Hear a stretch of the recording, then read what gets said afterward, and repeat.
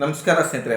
ಒಂದು 15-20 ವರ್ಷಗಳ ಹಿಂದಿನ ನಾವು ಅನೇಕ ಟಿ ವಿ ಆಗಿರ್ಬೋದು, ಇಲ್ಲ ಬಟ್ಟೆಗಳಾಗಿರ್ಬೋದು, ಅನೇಕ ಉಪಕರಣಗಳನ್ನು ಕಂಪೇರ್ ಮಾಡಿದಾಗ ಈಗಿನ ಈಗಿನ ಪ್ರಸ್ತುತ ಇರುವಂಥ ಉಪಕರಣಗಳಿಗೂ ಹಿಂದಿನದು ಎಷ್ಟು ಡಿಫ್ರೆನ್ಸ್ ಇದೆ ಅನ್ನೋದ್ರ ಬಗ್ಗೆ ಕೆಲವು ವಿಚಾರಗಳನ್ನು, ಮತ್ತು ಈ ಎಕ್ಸ್ಪೈರಿ ಡೇಟ್ ಅನ್ನೋದು ಎಲ್ಲಿವರೆಗೂ ಬಂದಿದೆ, ಈಗ ಪ್ರೆಸೆಂಟ್ ಟ್ರೆಂಡ್ ಯಾವುದ್ರಲ್ಲಿ ನಡೀತಿದೆ ಅನ್ನೋದ್ರ ಬಗ್ಗೆ ಕೆಲವು ವಿಚಾರಗಳನ್ನು ಈ ವಿಡಿಯೋದಲ್ಲಿ ತಿಳಿಸ್ಕೊಡ್ತೀನಿ. ಈ ವಿಡಿಯೋವನ್ನು ಪೂರ್ತಿಯಾಗಿ ನೋಡಿ ಸ್ನೇಹಿತರೆ, ತುಂಬ ಯೂಸ್ಫುಲ್ ಆಗಿರುತ್ತೆ.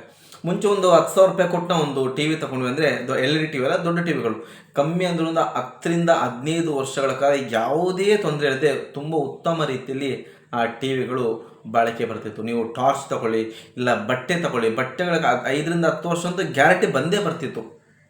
ಏನೇ ತಗೊಂಡ್ರೂ ಕೂಡ ಒಂದು 10-15 ವರ್ಷ ಗ್ಯಾರಂಟಿ ಆ ವಸ್ತುಗಳನ್ನು ನಾವು ಬಳಕೆ ಮಾಡ್ತಿದ್ವಿ.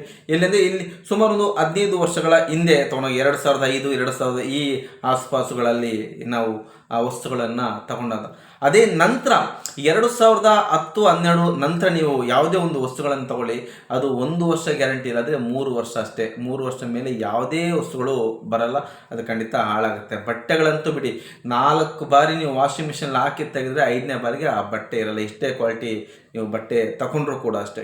ಅದಕ್ಕೆ ಅನೇಕ ಕಾರಣಗಳಿರ್ಬೋದು.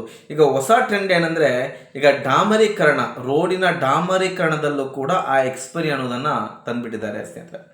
ಒಂದು ಸಲ ಡಾಮರ್ ಹಾಕಿ ಹೋಗಿರ್ತಾರೆ, ಕರೆಕ್ಟಾಗಿ 6 ತಿಂಗಳು ನಂತರ ಅದು 1 ತಿಂಗಳು ಬರಲ್ಲ, ಅಲ್ಲಲ್ಲಿ ಹೊಂಡ ಬಿಡಿದಾಗ ಆ ಡಾಮರೀಕರಣವಾಗಿ ಎದ್ದು ಕಿತ್ತು ಹೋಗ್ತಿರುತ್ತೆ.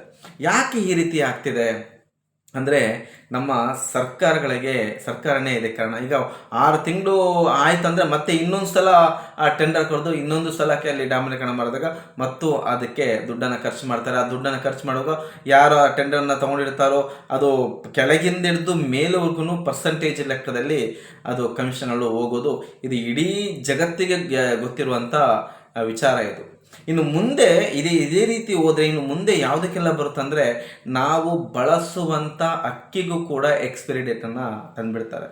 ಕುಡಿಯುವ ನೀರಿಗಂತೂ ಎಕ್ಸ್ಪೈರಿ ಡೇಟ್ ಇದ್ದೇ ಬಿಡಿ. ಒಂದು ಬಾಟ್ಲ್ ನೀವು ನೀರು ತೊಗೊಂಡ್ರೆ 6 ತಿಂಗಳು ಮಾತ್ರ ಇರುತ್ತೆ. 6 ತಿಂಗಳ ನಂತರ ಆ ನೀರು ಯೂಸ್ ಮಾಡ್ಬಾರ್ದು ಅಲ್ಲಿ ಎಕ್ಸ್ಪೈರಿ ಡೇಟು ಬಂದಾಯಿತು. ಔಷಧಿಗಳೆಲ್ಲ ಬಂದಾಯಿತು. ಮುಂಚೆಲ್ಲ 6-7 ವರ್ಷಗಳು ಔಷಧಿಗಳಿರುತ್ತೆ. ಈಗ ನೀವು ಬಾಟ್ಲ್ ತಗೊಂಡ ನಂತರ ಬಾಟ್ಲಲ್ಲಿ ಒಂದು 3 ವರ್ಷ ವಾರಂಟಿ ಎಕ್ಸ್ಪೈರಿ ಡೇಟ್ ಇದೆ ಅಂತ ತಗೊಂಡ್ರೆ, ಅದು ಎಕ್ಸ್ಪೈರಿ ಡೇಟು ಅದು ನೀವು ಬಾಟ್ಲನ್ನ ಮುಚ್ಚಲ ತೆಗಿಯೋಕ್ಕಿಂತ ಮುಂಚೆ 3 ವರ್ಷ ವಾರಂಟಿ. ಅದು ನೀವು ಒಂದು ಸಲ ಆ ಔಷಧಿ ಬಾಟ್ಲನ್ನ ಓಪನ್ ಮಾಡಿದ ನಂತರ ಅದು 1 ತಿಂಗಳೊಳಗೆ ನೀವು ಅದನ್ನು ಬಳಸಲೇಬೇಕು. 1 ತಿಂಗಳ ನಂತರ ಅದು ಬಳಸುವ ಹಾಗಿಲ್ಲ. ಇಂಥ ಅನೇಕ ರೀತಿಯಲ್ಲಿ ಎಕ್ಸ್ಪೈರಿ ಡೇಟ್ ಅನ್ನೋದನ್ನು ದೊಡ್ಡ ಬಿಸ್ನೆಸ್ ಮ್ಯಾನ್ಗಳಾಗಿರ್ಬೋದು, ರಾಜಕೀಯ ನಾಯಕರುಗಳ ಜೊತೆ ಸೇರಿ, ರಾಜಕೀಯ ಪಕ್ಷಗಳ ಜೊತೆ ಸೇರಿ ಬೇಕು ಅಂತಲೇ ಸೃಷ್ಟಿ ಮಾಡಿರುವಂಥದ್ದು ಈ ಎಕ್ಸ್ಪೈರಿ ಡೇಟ್. ಆಗ ವಿಜ್ಞಾನಿಗಳಿಗೆ ಕೂತೆಲ್ಲ ಮೀಟಿಂಗಲ್ಲಾದಾಗ, ನೀವು ಕಳಪೆ ವಸ್ತುಗಳನ್ನು ತಯಾರಿಸಿ ಅಂತ ಹೇಳಿಕೆಯನ್ನು ಕೊಟ್ಟಂತೆ. ಎಷ್ಟು ಟಾರ್ಚರ್ಗಳಾಗಿರ್ಬೋದು ಆ ವಿಜ್ಞಾನಿಗಳಿಗೆ ಕಳಪೆ ವಸ್ತುಗಳನ್ನು ತರೋಕ್ಕೆ. ಅಂದರೆ ಎಕ್ಸ್ಪೈರಿ ಡೇಟನ್ನು ತನ್ನಿ, ಇದಕ್ಕೆ ಇಷ್ಟು ದಿನಗಳ ನಂತರ ಮತ್ತೆ ಆ ವಸ್ತು ಉಪಯೋಗಕ್ಕೆ ಬರಬಾರ್ದು ಆ ರೀತಿಯಲ್ಲಿ. ಯಾಕಂದರೆ ತುಂಬ ಹೆಚ್ಚಾಗಿ ಸೇಲ್ಸ್ಗಳಾಗಬೇಕು, ಅದು ಪದೇ ಅದು ಹಾಳಾಗ್ತಿರ್ಬೇಕು. ಆ ಹಾಳಾಗ್ತಿದ್ದರೆ ಜನ ಹೋಗಿ ಅದು ರಿಪೇರಿ ಮಾಡಿಸ್ತಾ ಇಲ್ಲ, ಹೊಸ ತಗೊಳ್ತಾರೆ. ಈ ರೀತಿ ದುಡ್ಡು ಮಾಡುವಂಥ ಒಂದು ಹೊಸ ಮಾರ್ಗದ ಸೂಚನೆ ಈ ಎಕ್ಸ್ಪೈರಿ ಡೇಟ್ ಅನ್ನೋದು ಬಂತು. ಅದೀಗ ಡಾಮರೀಕರಣದವರೆಗೂ ಬಂದಿದೆ. ಫುಡ್ಗಳಲ್ಲಿ ಎಲ್ಲ ಅದೇ, ನೀವು ಹಿಟ್ಟು ತಗೊಂಡ್ರು ಏನೋ ಒಂದು ತಗೊಂಡ್ರು ಕೂಡ ಒಂದು 15 ದಿನ, 20 ದಿನ, 1 ತಿಂಗಳು. ಈ ಫುಡ್ಡಿನ ಐಟಮಲ್ಲಿ ಸ್ನೇಹಿತರೆ, ಯಾವುದು ಬೇಗ ಹಾಳಾಗುತ್ತೆ ಆ ಬೇಗ ಹಾಳಾಗೋದ್ರಲ್ಲಿ ಕೆಮಿಕಲ್ಗಳು ಇರಲ್ಲ. ಅದೊಂದು 6 ತಿಂಗಳು 7 ತಿಂಗಳು ಬರುತ್ತೆ ಅಂದರೆ ಖಂಡಿತ ಅದರಲ್ಲಿ ಕೆಮಿಕಲ್ಗಳನ್ನು ಬಳಸಿರ್ತಾರೆ ಸ್ನೇಹಿತರೆ. ಮುಂದಿನ ದಿನಗಳಲ್ಲಿ ನಾವು ತಿನ್ನುವ ಅಕ್ಕಿಗೂ ಎಕ್ಸ್ಪೈರಿ ಡೇಟ್ ಬರ್ಬೋದು, ಬೇಳೆಗಳಿಗೆ ಎಕ್ಸ್ಪೈರಿ ಡೇಟ್ ಬರ್ಬೋದು, ಪ್ರತಿಯೊಂದು ಕೂಡ ಎಕ್ಸ್ಪೈರಿ ಡೇಟ್ಗಳು ಬಂದೇ ಬರುತ್ತೆ ಇದೇ ರೀತಿ ಮುಂದುವರೆದ್ರೆ. ಇದಕ್ಕೆಲ್ಲ ಕಾರಣ ಅಷ್ಟೇ, ಸರಿಯಾದ ನಾಯಕರುಗಳನ್ನು ನಾವು ಆಯ್ಕೆ ಮಾಡದೇ ಇರೋದು. ಇಲ್ಲಾಂದರೆ ಈಗ ಕಾಂಕ್ರೀಟ್ ರೋಡ್ ಅಂತ ಹೇಳ್ತೀವಿ, ಕಾಂಕ್ರೀಟ್ ರೋಡ್ ಒಂದು 20 ಕಿಲೋಮೀಟರ್ಗೆ ಕಾಂಕ್ರೀಟ್ ರೋಡು ಟೆಂಡರ್ ಪಾಸ್ ಹಾಕಿರ್ತಾನೆ ಅಂದ್ಕೊಳ್ಳಿ. ಇಲ್ಲಿ ಮೊದಲಿನಿಂದ ಸ್ಟಾರ್ಟ್ ಆಗಿರುವಂಥ ಕಾಂಕ್ರೀಟ್ ರೋಡು ಆ ಎಂಡ್ ಆಗಸ್ಟಲ್ಲಿ ಪ್ರಥಮ ಬಾರಿಗೆ ಸ್ಟಾರ್ಟ್ ಮಾಡ್ತಾರಲ್ಲ, ಅಲ್ಲಿ ಆ ಕಾಂಕ್ರೀಟ್ಗಳು ಎದ್ದೋಗಿರುತ್ತೆ. ಅಷ್ಟು ಕಳಪೆ ಮಟ್ಟದ ಕೆಲಸಗಳು ಈಗ ಇಡೀ ದೇಶದಲ್ಲಿ ನಡೀತಿದೆ. ಇತ್ತೀಚೆಗೆ ನಾನು ಮಂಗಳೂರಿಂದ ಬೆಂಗಳೂರಿಗೆ 2-3 ಸಲ ಪ್ರಯಾಣ ಮಾಡಿದಾಗ ಆಗಿರ್ಬೋದು, ಲೋಕಲ್ ರೋಡ್ಗಳಾಗಿರ್ಬೋದು, 6 ತಿಂಗಳ ಹಿಂದೆ ಹಾಕಿದಂಥ ಡಾಮರೀಕರಣ ಕಂಪ್ಲೀಟಾಗಿ ಎದ್ದು ಕಿತ್ತು ಹೋಗ್ಬಿಟ್ಟಿದೆ. ಸೊ ಯಾವ ರೀತಿಯಾದಂಥ ಉತ್ತಮ ಗುಣಮಟ್ಟದ ಕೆಲಸ ಅಂತ ಇದನ್ನು ಕರಿತೀರಿ ಹೇಳಿ? ಇದು ಯಾರ ದುಡ್ಡು? ಪ್ರತಿಯೊಬ್ಬರು ಟ್ಯಾಕ್ಸ್ ಕಟ್ಟೋ ದುಡ್ಡಲ್ಲಿ ಆ ಡೆವಲಪ್ಮೆಂಟನ್ನು ಮಾಡ್ತಾರೆ. ಆ ಡೆವಲಪ್ಮೆಂಟ್ ಮಾಡಿದಂಥ ಕೆಲಸಗಳು 3 ತಿಂಗಳಿಗೂ 6 ತಿಂಗಳಿಗೂ ಕಿತ್ತೋಗುತ್ತೆ ಅಂದಾಗ ಇನ್ನು ಬೇರೆ ರೀತಿಯಾದಂಥ ಅಭಿವೃದ್ಧಿಗೆ ದುಡ್ಡನ್ನು ಎಲ್ಲಿ ಹೊಂದಿಸೋಕ್ಕೆ ಸಾಧ್ಯವಾಗುತ್ತೆ?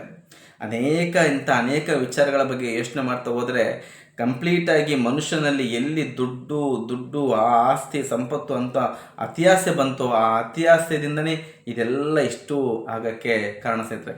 ಇದನ್ನೆಲ್ಲ ಸರಿಪಡಿಸಬೇಕು ಅಂದರೆ ಉತ್ತಮ ರೀತಿಯಾದಂಥ ಸೇವಕರನ್ನು ಆಯ್ಕೆ ಮಾಡೋದ್ರಿಂದ ನಿಜವಾಗ್ಲೂ ಜನರಿಗೆ ಏನಾದರೂ ಒಳ್ಳೇದು ಮಾಡಬೇಕು ಅಂತ ಮನಸ್ಥಿತಿ ಇರುವಂಥ ಅನೇಕ ಜನರಿದ್ದಾರೆ. ಅಂಥ ಜನರನ್ನು ಬೆಂಬಲಿಸಿ ಅವರನ್ನು ಆಯ್ಕೆ ಮಾಡೋದ್ರಿಂದ ಅಂಥವರಿಂದ ಸ್ವಲ್ಪ ಸುಧಾರಣೆಯನ್ನು ತರುವಂಥ ಸಾಧ್ಯತೆ ಇದೆಯೇ ಹೊರತು ಇದು ಯಾವುದೂ ಕೂಡ ಜನಸಾಮಾನ್ಯರ ಗಮನಕ್ಕೆ ಬರದೆ ಅವರಾಡಿದವರಾಡಲಿ ನಮ್ಮ ಪ್ರಕಾರ ನಾವಿರ್ತೀವಿ ಅಂತ ಅಂದ್ಕೊಂಡ್ರೆ ಖಂಡಿತ ಮುಂದಿನ ದಿನಗಳಲ್ಲಿ ನಾನು ಹೇಳಿದ್ನಲ್ಲ, ಈ ಅಕ್ಕಿ ಆಗಿರ್ಬೋದು, ಬೇಳೆ ಆಗಿರ್ಬೋದು, ಗೋಧಿ ಆಗಿರ್ಬೋದು, ಸಣ್ಣ ಪುಟ್ಟದಕ್ಕೂ ಕೂಡ ಅಷ್ಟೇ ಒಂದು 15 ದಿನ 20 ದಿನ ಮಾತ್ರ ವ್ಯಾಲಿಡಿಟಿ ಕೊಡ್ತಾರೆ. ಆಮೇಲೆ ಅದು ಎಕ್ಸ್ಪೈರಿ ಅಂತ ಆಗುವಂಥ ಸ್ಥಿತಿಗೆ ತಲುಪೋದಂತೂ ಖಂಡಿತ ಸ್ನೇಹಿತರೆ. ಇಂಥ ಅನೇಕ ಉತ್ತಮ ವಿಚಾರಗಳನ್ನು ಈ ಚಾನಲ್ ಮೂಲಕ ನಿಮಗೆ ತಿಳಿಸ್ತಾ ಬರ್ತೀನಿ ಕೂಡ.